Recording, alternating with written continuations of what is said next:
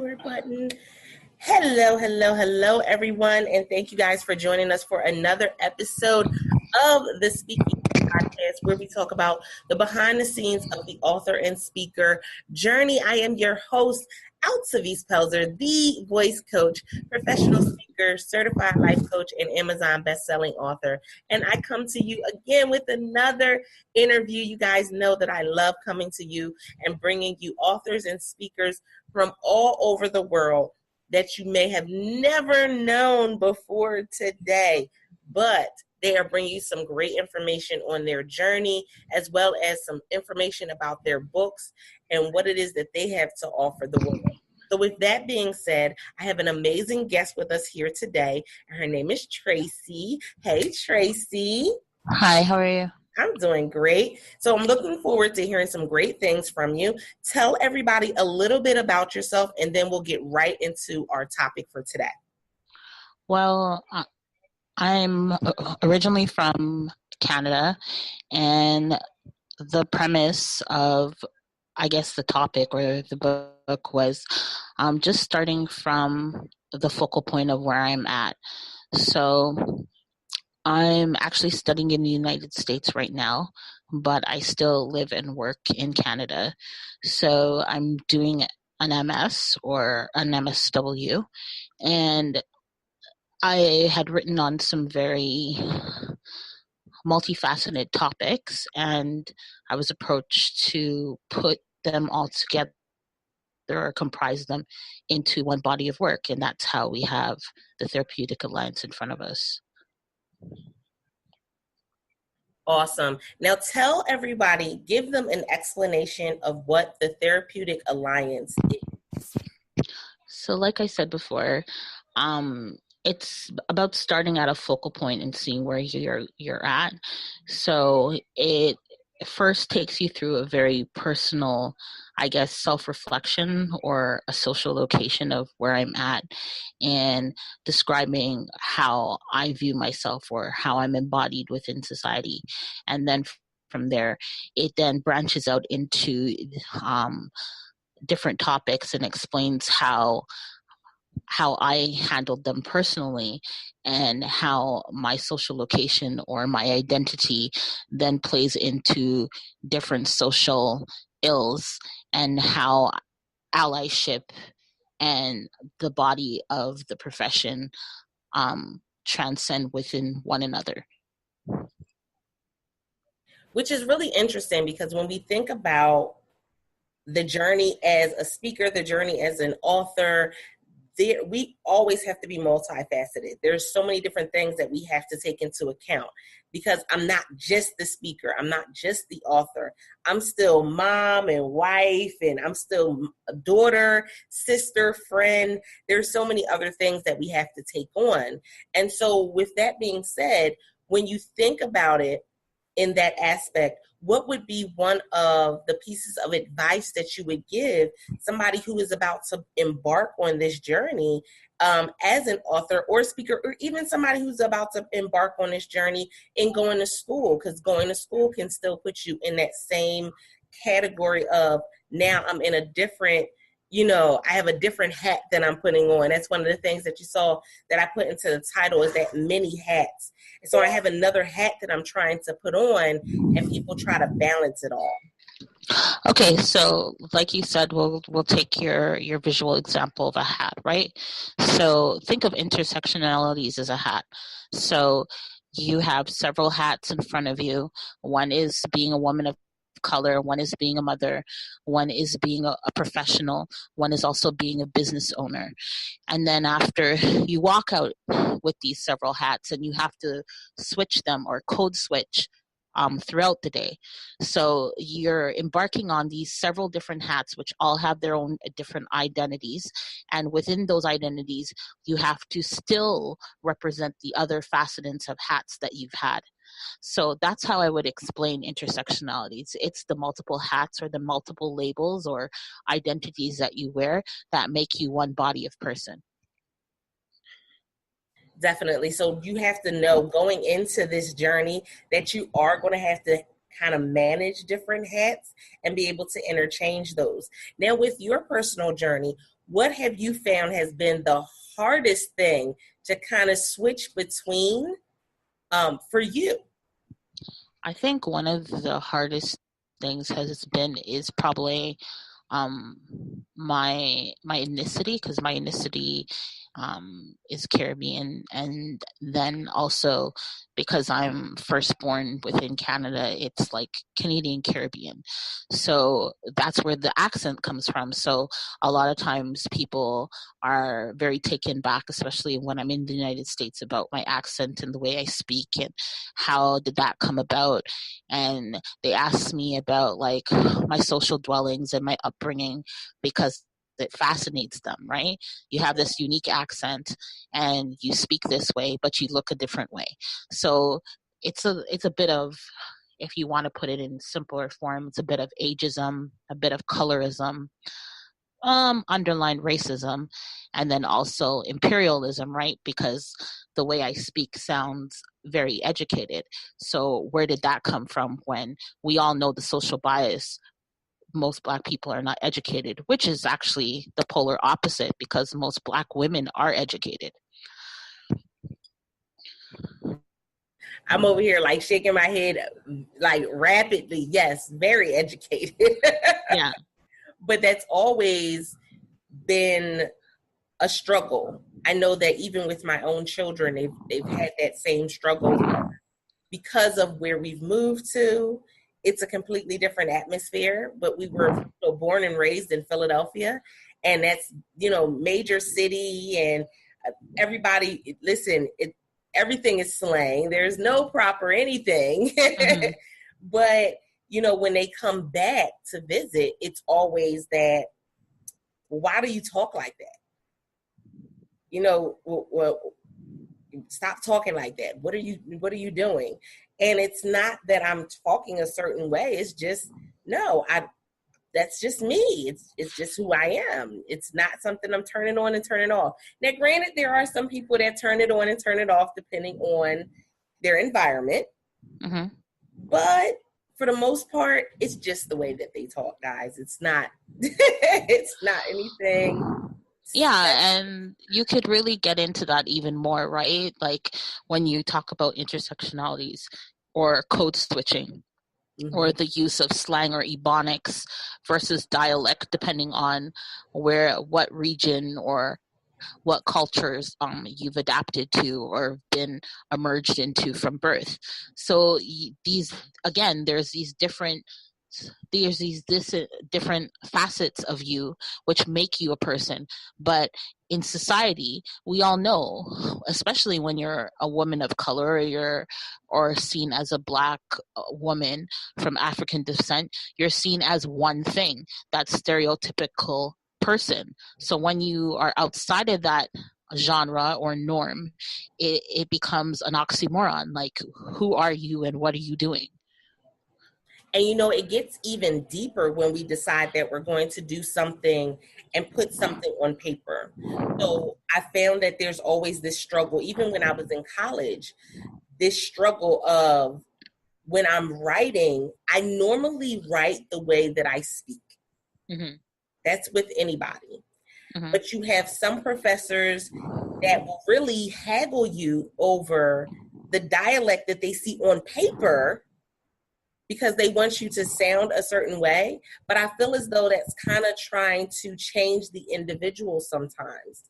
I get it that you want it to, fit a certain criteria, but it can still fit that criteria without me having to sound like somebody else. That's the biggest piece of it, right? We never want to sound like someone else. We always want to sound like ourselves, being transparent and being fluid in who it is that we are. Yeah, and I can give you a flip side of that, which I was discussing with a colleague this week, was that I remember my first year in my bachelor's, and it was a psychology course, and there was a small body of ethnic students, but majority of the class was predominantly Caucasian or Asian. And I remember getting back my paper and the professor saying to me, well, you know what? You didn't write this paper. And then my peers turned around and looked at him and said, we all sat in the lab and watched her write that paper. She wrote that paper. And we all submitted it at the same time. So there's his ethnic bias of me, the way I looked at the time or the way he perceived me. And believing that I couldn't write to that esteem, right? And I bet we all have stories where that comes as true, right? We do something, but it's not the typical, it's not the norm. So then we're like pushed out of that favorable intersectionality into something less demeaning. Wow. And that would be, I mean, I don't know how I would feel about that. I'm not sure how you reacted in that moment, but I can almost see that as being something that really pushes somebody away from the experience of wanting to finish school, if it has gotten that bad. Because if you hear it from one professor, then you may be able to handle it. But if you hear it from multiple professors, then now what kind of mindset are you in trying to take on? Again, we still have all of those other many hats, and then this is what you're dealing with in your classes. Yeah, so basically my experience was coming from college. I don't know if he knew any background history on me, but I had transferred into college into this first year psych course, trying to amalgamate some of my courses into a social work degree at the time. And that's the first thing you hear. So of course you're taken back, right?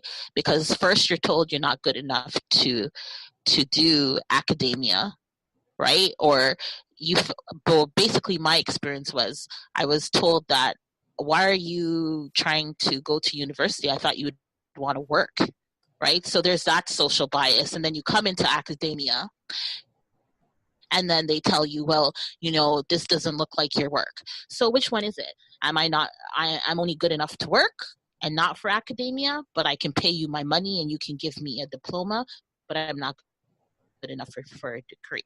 So these are the different intersectionalities or hats, or even the invisible hats that we wear, right? Definitely. And I could literally, we could sit and talk about just that piece of it forever. Yeah. because it's so many, it depends on what schooling you're going to, and oh my goodness, it's interesting. I was someone who I did not want to do a huge school, and I went to a community college because I wanted the smaller classrooms. But then I still ended up going to a bigger name college. I went to Temple University. And when you're in a room with 100 people, you already don't want to stand out in any negative light. You already don't want to be that person. So it puts a lot of stress on you. It puts a lot of strain on you. Now, when we think about it in the speaker realm, I can even see how it affects people in the speaker realm and even as entrepreneurs, because we deal very heavily on communication. And a lot of times people will try to sound a certain way because they feel as though if they sound a certain way, it will influence people to buy. Mm-hmm. And that's not always the case, because we understand from this standpoint that people buy from who they know, like, and trust. So if they know, like, and trust you, it means that they're comfortable with who you are, with your story, with your dialect, but also they've gotten to know you. They've spent some time listening to you. So what would be your encouragement for someone who just started and going in, they're getting crickets? They may have had someone, and when I started doing live streaming, I was on Periscope, and one of the major things that we dealt with is trolls. Mm-hmm. We deal with them on Facebook, but not as heavy. Mm-hmm. And they'll talk about everything from the way you talk to the way you look to what you're wearing, the way your hair is, you got a gap in your teeth. They're already, tearing you down. So what would be the one thing that you would tell somebody in order to build themselves back up in the midst of all of that? I think one of the things that professional people of color need to realize is that you control your own identity. And this is something that I truly believe in. I believe that we as a people need to come together and unify. And when I say unify, I mean like if you see your sister, if you see your brother getting higher within the realms of business or the profession, you need to give them the accolades that they deserve. If you do not agree with something they've done in the professional realm, then it's better that you contact them in the private realm. Because once you tear down somebody of color and you're a person of color, you bring down the race. And a lot of people don't understand that. And it's something that we see a lot, especially amongst the Black community. If I'm going to just put everybody into one melting pot, we see that a lot. And that's something that needs to stop, especially with the current political system in your country, right? That's something that people need to be aware of. You may not be a Democrat, or you may not agree with Democratic views and be a Democrat, but not agree with Republican views. But should you tear down that person who's in the pinnacle of that social realm? No, because you don't know if they're going to be your help. And if you tear them down, then you're tearing down somebody else's ability to get that hand up or that leverage up that they need. So I think that's the biggest gap when you, going back to your question, that is the biggest piece that I feel is something destructive, but it's ongoing. And we could pull many examples, like even in the last 2 months of this happening, but it's just a continuous cycle, and it's very hard to watch. It's definitely very hard to watch. I know that we just heard Gabrielle Union say, in an interview where she was talking about, okay, did it do any good for you? Did it build up your home? Did it put money in your bank account? In a conversation that she was having with her personal trainer, she said, you go and you tear somebody down. What did you achieve by doing that? And the reality is we don't achieve anything. We just give ourselves a negative, connotation to everybody who is around us, everybody who hears it, sees it. And nowadays, because everything is social media, everything is viral, it takes a life of its own.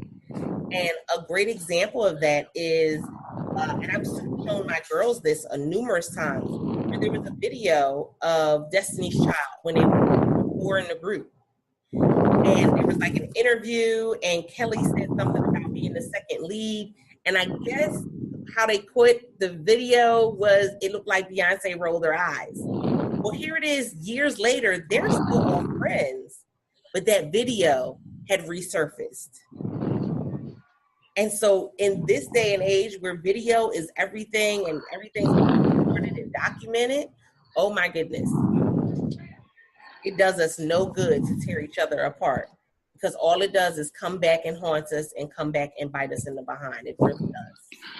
Exactly. And that's what you said. It became its own soundbite, right? It became its own a pinnacle identity by itself. It didn't matter that the fact that the 3 out of the 4 still have a very solidified relationship and they communicate on a family level, but that moment in time shows that there is some bit of indifference, and that indifference is present as a positive. Definitely. And so now I always ask people, what was a blunder for you in this journey? So what was something that you learned along the way, a bump, a bruise, something that you did and you're like, oh my goodness, what was I thinking when I did that? Either from, writing the book or making the decision to write the book, because I know that you said you had the pieces of the book already and then you just decided, someone asked and were inquiring about you making it into a book? I think the biggest thing is when I put it all together and I was satisfied and my consultant helped me put it together. It was then like doing interviews and talking to different genres of people, like people outside of our community, allies, people who just wanted to know about the topic and then have a conversation about it, and just doing that blog tour for the first 3 months. It's now going into about 6.5 months since it's been out, and just taking on that whole identity, right? As a professional, and then you're trying to build on top of that platform. But being seen in different lights and how people take on the word. Like some people, when they hear the word intersectionality, they're like, okay, what are you trying to do? Like educate us? And it's not even about that. It's just the term that you use to describe the multiplicity within the current political realm or social realm.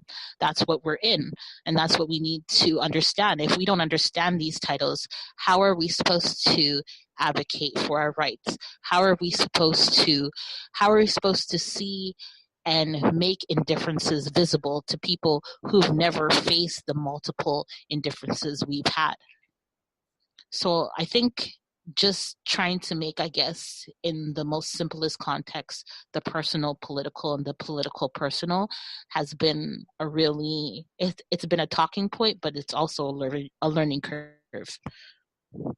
I can definitely see that being a huge thing that could have been a huge setback, only because we know that people are people, and everyone's going to have a different perspective. Everyone's going to have a different opinion, and what one person describes as education, someone else will describe as fear. Somebody else may describe as, uh, you know, some they may say that it's you trying to sway people one way or another. It's you trying to find favoritism. I mean, people literally in today's society, people can take one thing and spin it in a whole other angle that's completely different than what you originally intended it to be.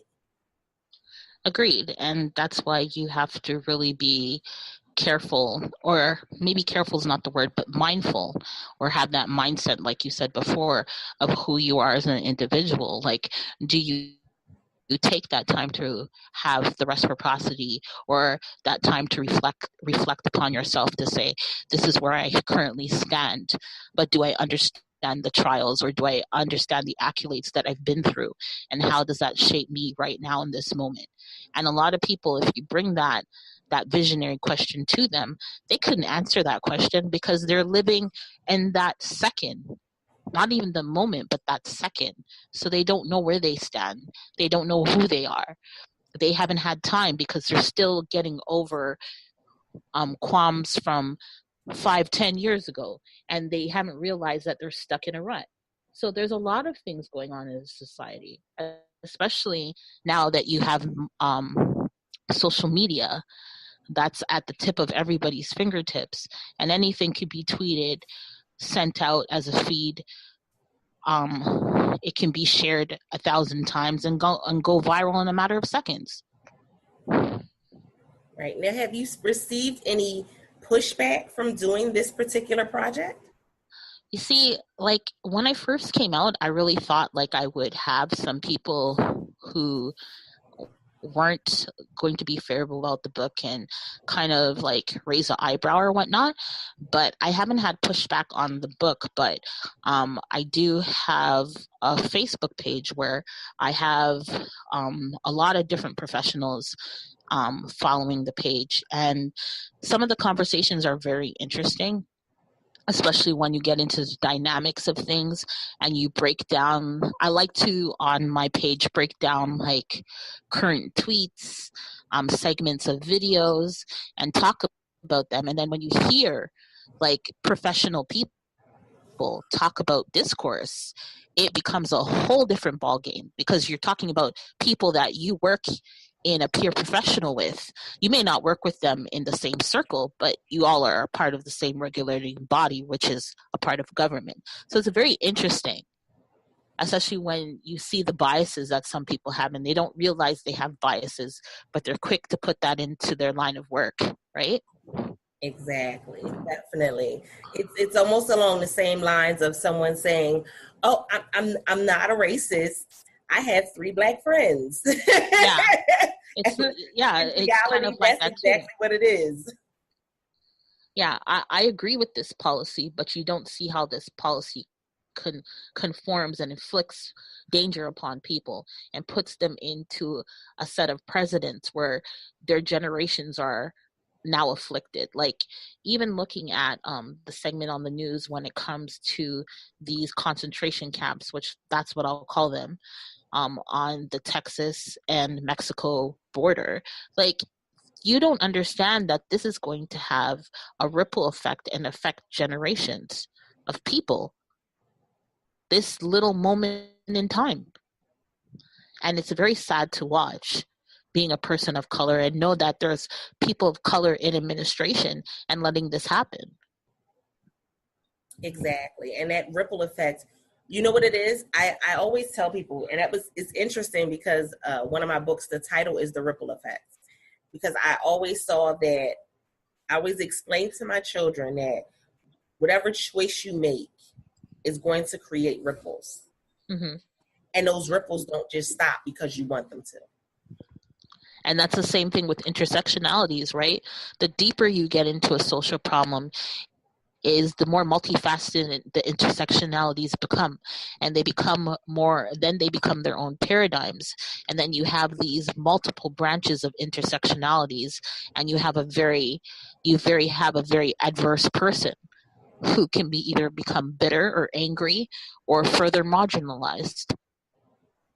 Exactly. And so I'm loving this conversation because, again, this touches on so many different things that are going on right now, not now, but right now in society, mm-hmm. across social media, different things. When we see things that are being put out, it's always an interesting conversation, because we think of a book like this coming out, and this should spark conversation. This should spark discussions. This should be something that goes viral. But then we have porn videos that want to go viral and things of that nature, that's bringing us down and tearing us apart, and creating this negative light for us as a society, us as a culture.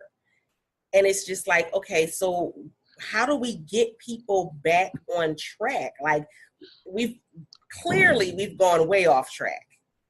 Agreed. And like, when you talk about the social ills of social media when it comes to profanity or lewdness or even pornography, it's because people want to numb the pain, right? You go through life with all these things. It's like you're walking and somebody's sticking you with this issue and sticking you with that issue.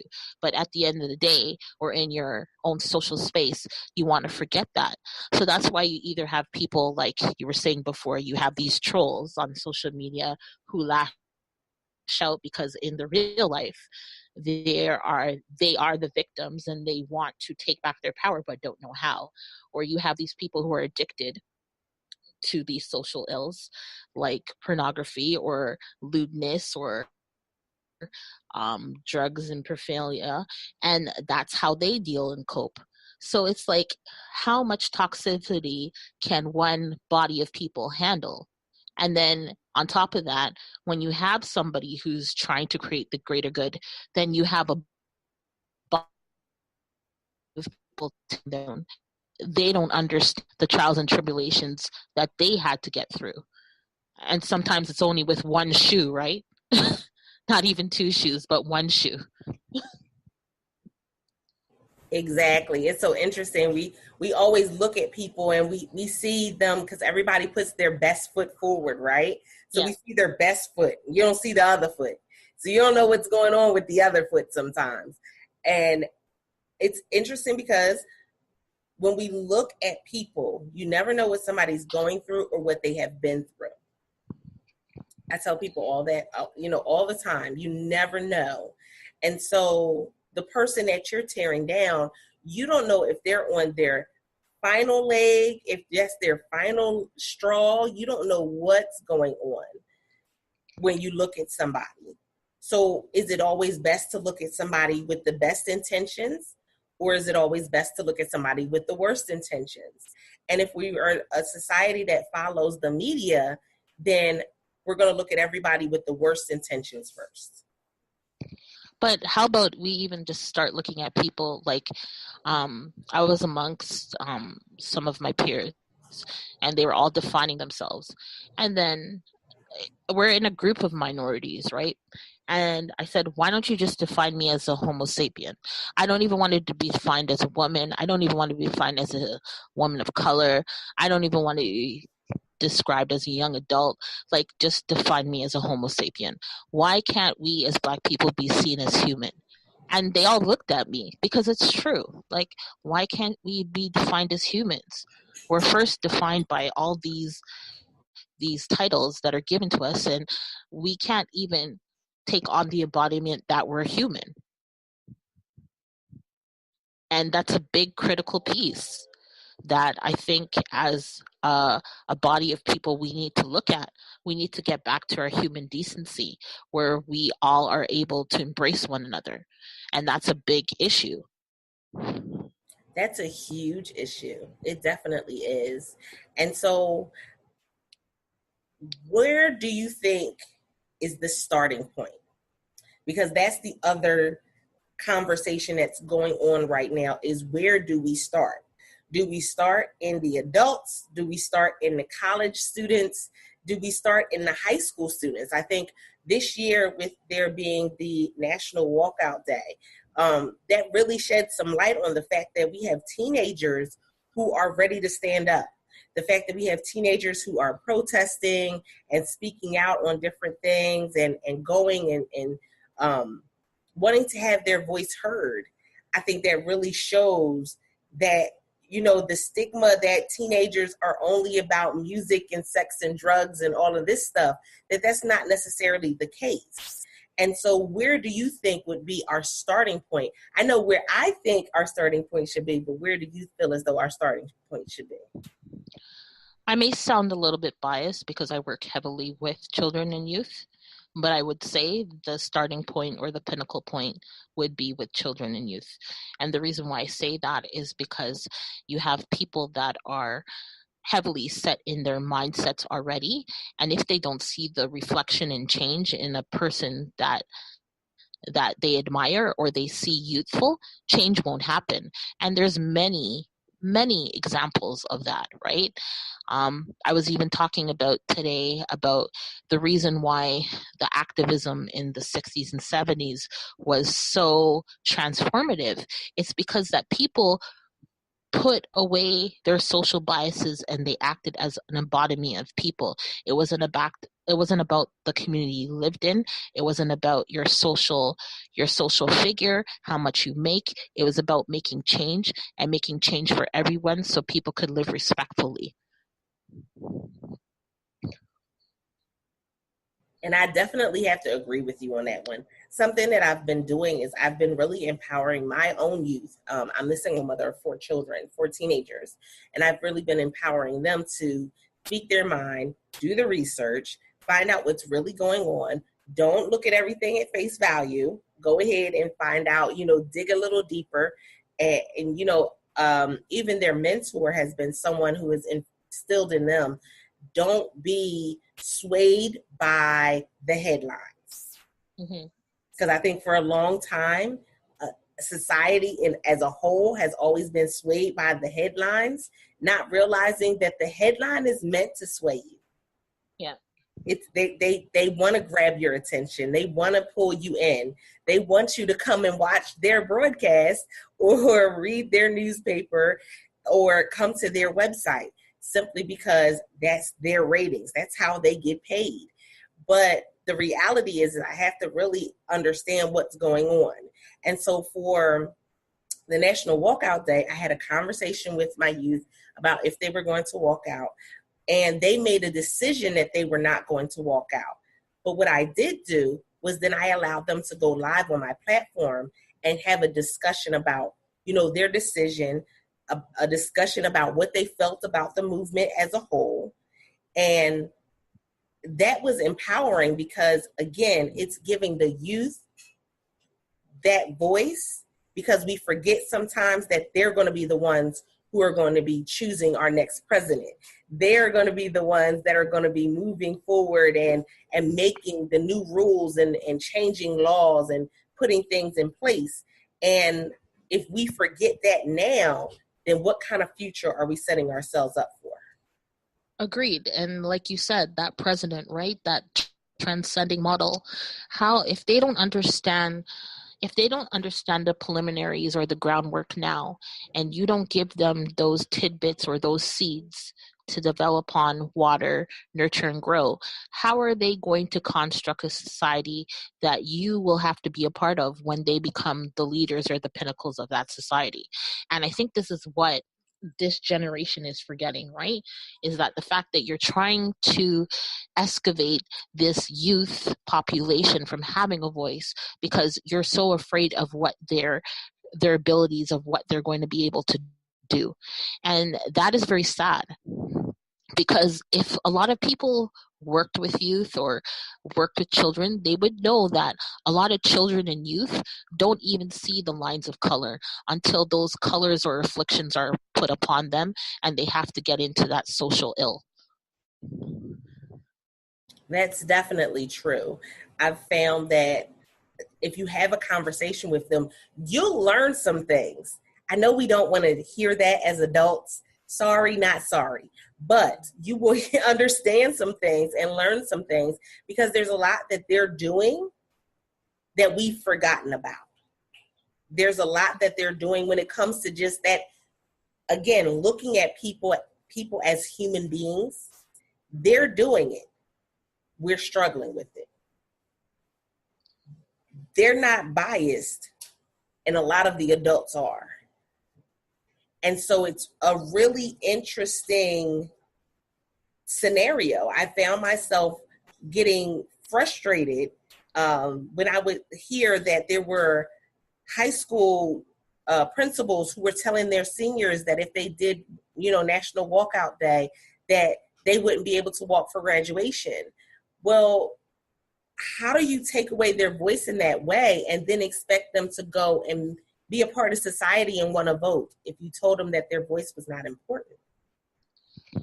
Okay, but even looking at that, you're in, and that's the part of the intersectionalities I'm talking about. Let's just look at that piece. Mm-hmm. So you have a body of students who want to advocate for their social rights. So you're taking away their First and Fourth Amendment, because we're talking about the states, and you're telling them, because they're in an institution, that because you're a part of this institution, I now trump, and I'm not saying that as a pun, but I'm saying it as in the lines of means, that I take away those rights because I am that political or that governing body. And that's sad. So you're telling people, if you want to speak, you're going to get something taken away from you. And it's going to have that ripple effect on you. And that ripple effect is going to cause you pain because you're supposed to conform. So how just is that? You're telling them basically at an early age that you don't deserve justice. So you're going to grow up in a society, you're going to vote, but your vote's not going to matter because you don't have justice in the first place. So this is the lines into neo-capitalism that we're getting into, and it's becoming harsh. So that's why they go back and they think that these youths or children are only about taglines, but these lines people think. So which one is more positive? Taking away somebody's fundamental rights, or taglines that make you think about that decision that you just failed a body of children or a body of youth?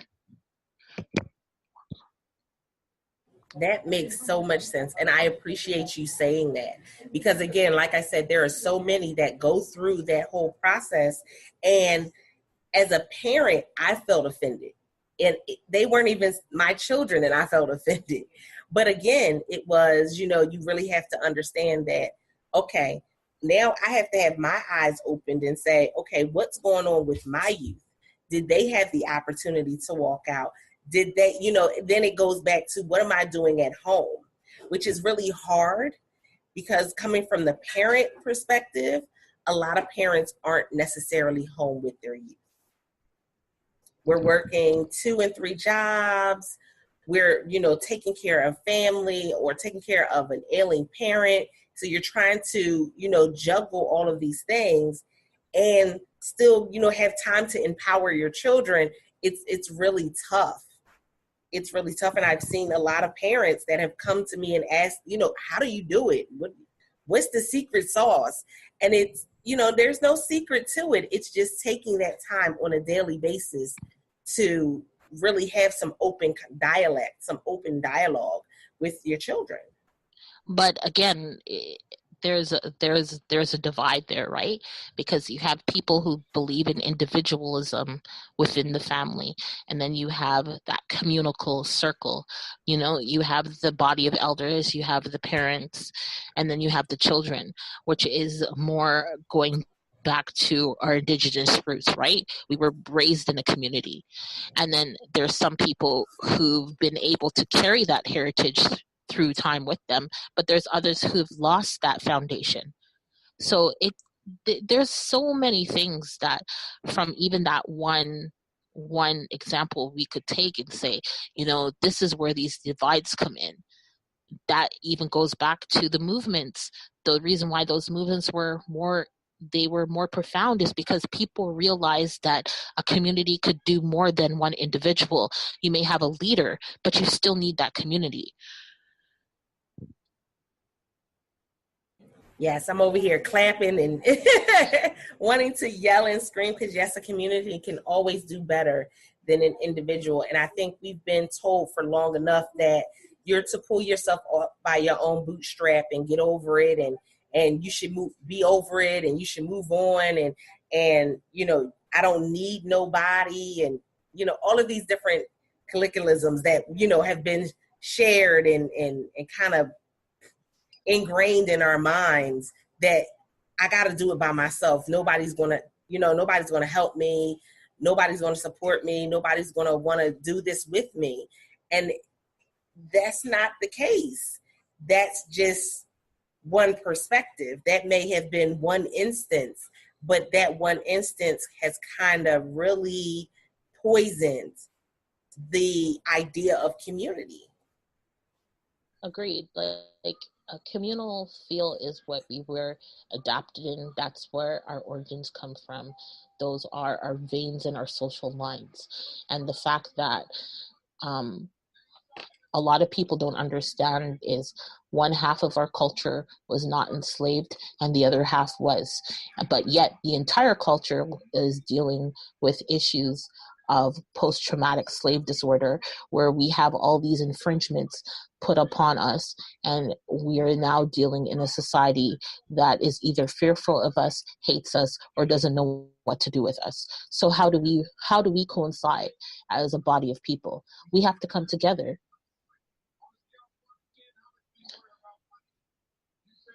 I am loving this conversation.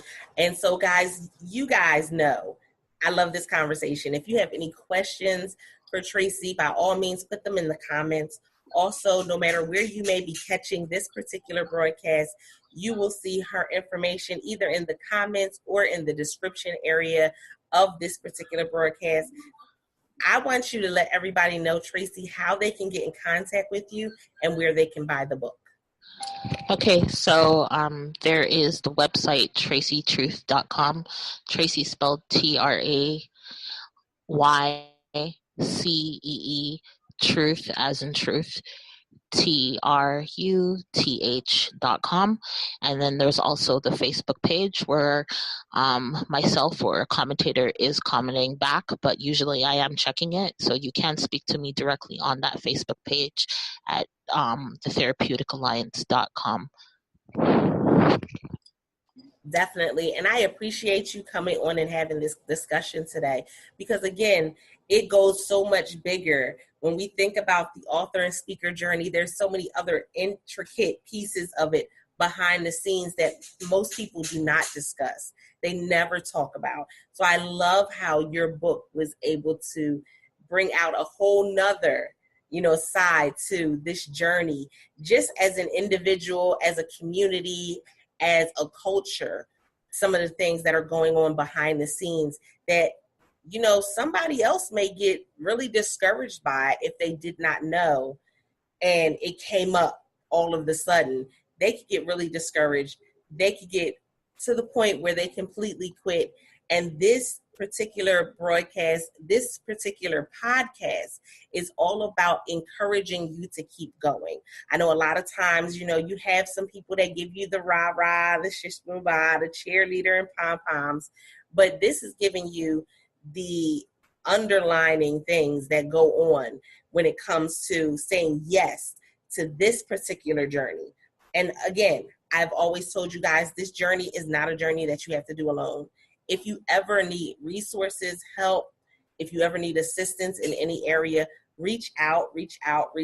Why? Because there's always somebody that can help you move into that next level of this journey that can literally skyrocket you to somewhere you've never even dreamed of going.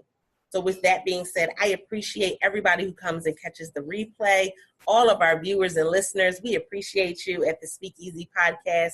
And if you are an author or a speaker, I would love to have you on as a guest. If you go to bit.ly/Speakeasy Podcast, all lowercase, you can choose a date and time that works best for you. And guess what, guys? There's time opening up. I think we're all the way in August at this point, but there's times that are opening up. So you definitely want to continue to check back. And until next time, guys, don't forget to press it out. See ya.